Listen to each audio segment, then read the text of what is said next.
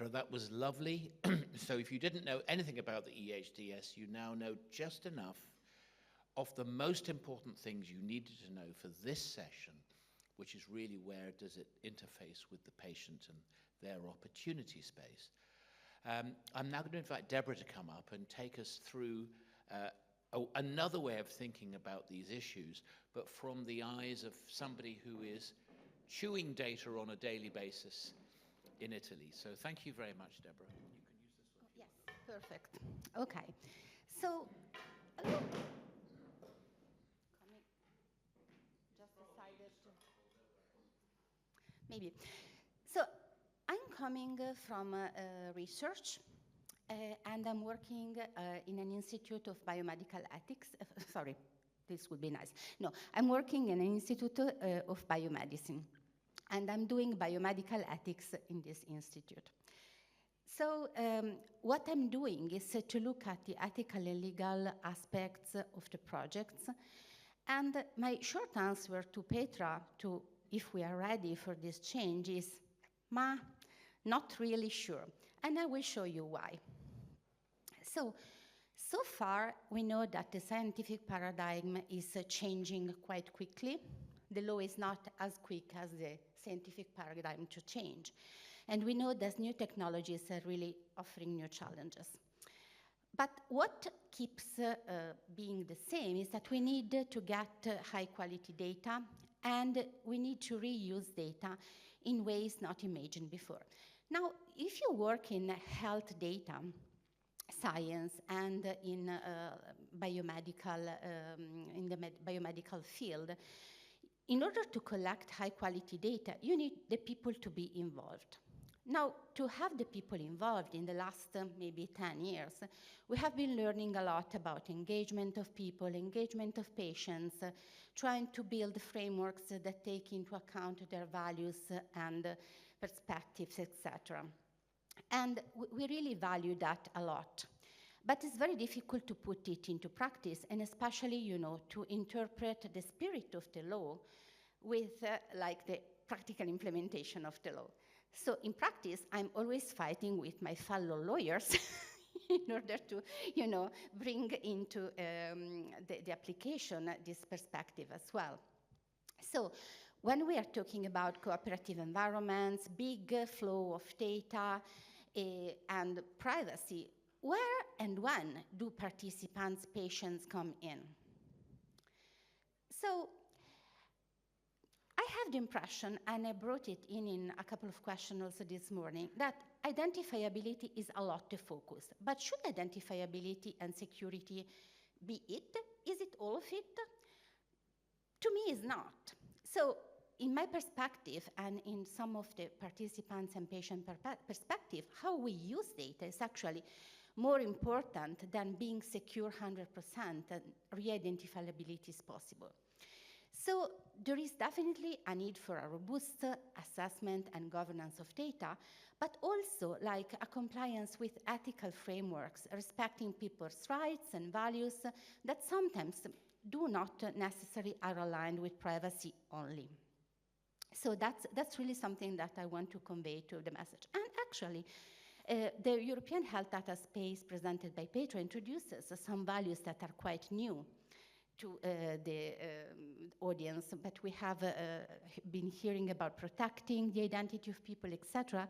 But now we are hearing about a different set of values. Now, I will use one practical example and the challenges that we face in the real world scenario and with my fellow scientists in implementing a study that uses quite a wide range of data. So the CRIS study, the Cooperative Health Study in South Tyrol, is run in South Tyrol, which is a small region at the border with Austria and Italy.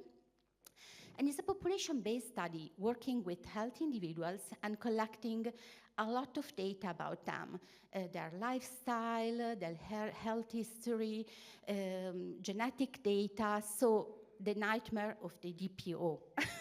It's really like we are doing like genealogies, reconstructing genealogies back 16 generations. So imagine the implications, etc. So this was really a challenging study, and it was a collection also of biosamples, which adds a layer of complexity. And take into account that we are doing it in Italy, where the authority is really very, very tough, and I will tell you about this later. It's a big number of people because it's almost 14,000 people, and hospital and primary care physicians are involved. So quite a complex environment to regulate. Now, what we did was really to involve the participants in the study into building the governance. So we have now what is called CRIS consent that was built with the people, the ethical framework that was done together, the access policy that was actually put together with them. And of course, we need to cope with all of these elements with the EU regulation, fine, and with the Italian law, less easy to do. We will see why. And we have an ongoing community engagement. So the access policy was really a matter of stakeholder engagement and agreement. And we had the participants' view, the scientists' view, treated as subject to be investigated. We investigated their needs and the need to share data and to share large data set, but also to be in line with the ethical protocol that was developed together. And again, to be in line with the regulation. Now, this is the web page of the CRIS study, where everything is available and very transparent for the people. So from all the protocols of the study, the informed consent, the regulations, how we share data, how we access data, how the governance is constructed, etc. And we are really proud of this strategy. We even implemented dynamic consent that, as controversial as it is, works very well for this type of study, because we have been running this study now since 2011. And of course, since we are doing a lot of reuse, new projects, etc., it was very useful and easy to implement. So we have a connection with the people that is stable, because we need to recontact them in order to do a deep phenotyping, which means we need to collect more in-depth data about their health and an ongoing picture of their health status in order to do better research, and allows them to change their data, to change their consent online, etc., quite easily. This allowed, for instance, us to collect data during the COVID time, when no one was really able to collect a lot of data because people were not able to move. That said, now we have two big challenges. The current Italian legislation that goes in one direction.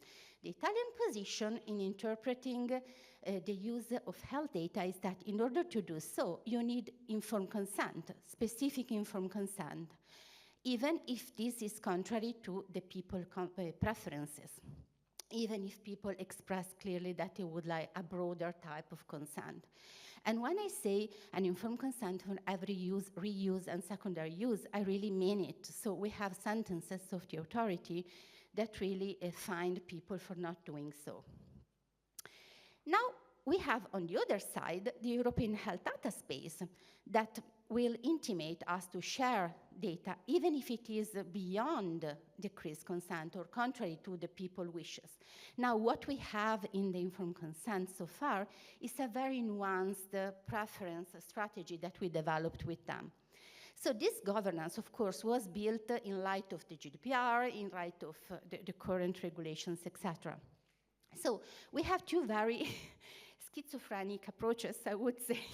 One that tells us you need to ask them for every step, and the other one which is, now, for the good of people, we think that altruism is the framework, and we actually will override the people's individual preferences, even if there is this opt-out option. Now, imagine that we have to go back to 15,000 people, 14 actually, and tell them, okay, you know, all the framework that we have been building together through the engagement, through the interviews, through all the meetings we had, was a joke. Now, actually, there is this new regulation coming into force. So the only way you have to keep your data within the framework you have identified is to opt out of the framework, and we still don't know how this will be used. This might really jeopardize existing frameworks. Now, I'm not against the European health data space approach per se. I think there is a lot of good there. But I really think that we need to be very careful in how we implement it in situations in which strong governance was already implemented and especially built together with people. So that's one concern I have. So a potential impact that we have is really that the health data access body will deciding on access to CRIS data that is not compliant with the access policy that we designed with people. And of course, data will be shared beyond CRIS consent purposes because this is how the regulation is designed. And we will have definitely an impact on a trusted position within the CRIS community. Now, when you work with healthy individuals, you need to imagine that those are not people that come to the hospital and have just to sign a consent to let their data to be used for other purposes. No, they extra come to the study center in order to participate to a study. So you really need to motivate them. You really need to build together with them something that they trust. So trust for this kind of studies is really, really important. And if you end up with something that is completely disruptive, with the current situation that really took years to be built, may really be dangerous. Now, I'm sure there are ways that we will find together, such as being part of the deciding committees or anything.